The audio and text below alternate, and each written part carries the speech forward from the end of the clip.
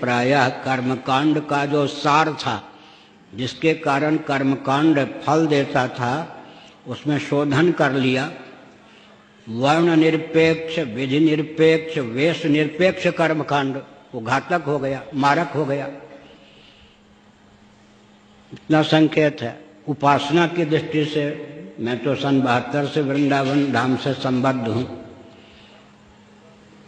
ज्ञान, विवेक और वैराग्य निरपेक्ष उपासना पद्धति, इसलिए उपासना के नाम पर बहुत विकृति आ गई। भगवान के अवतार काल में पुण्य की प्रगल्भता के बल पर विवेक और वैराग्य के बिना भी भक्ति की उपलब्धि हो सकती थी, लेकिन श्रुति सम्मत हरिभक्ति पथ संयुक्त विरति विवेक तेन चलहि नरमोह वश कल्पहि पंथ अनेक। और अंततो गत्वा श्रीमद् भागवत के महात्म्य का अनुशीलन कर रहे हैं तो विवेक और वैराग्य भक्ति देवी के सुपुत्र हैं या नहीं। उपासना में भी संशोधन कर लिया आजकल के महानुभावों ने, पंथाइयों ने।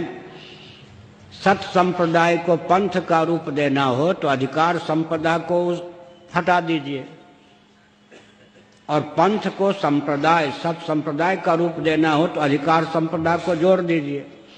भगवत पाद शंकराचार्य महाभाग के अवतार में एक विशेषता यह भी थी कि उन्होंने पंथ को सत संप्रदाय का रूप दे दिया, और आजकल सत संप्रदाय को पंथ का रूप दिया जा रहा है। इसका मतलब विवेक वैराग्य विहीन उपासना पद्धति चलने के कारण उपासना के गर्भ से भी विस्फोट निकल रहा है। साधन चतुष्टय निरपेक्ष वेदांत का उपदेश होने के कारण वेदांत भी विस्फोटक सिद्ध हो रहा है। कामुकता में वेदांत का पर्यवसान सिद्ध हो रहा है, धन मान में ही वेदांत का पर्यवसान सिद्ध हो रहा है। और आश्चर्य की बात है, मनुस्मृति में मनु भगवान ने क्या संकेत किया? अर्थ काम से अनासक्त व्यक्तियों के लिए यह धर्मशास्त्र है। जब धर्मशास्त्र में अधिकृत व्यक्ति कौन है?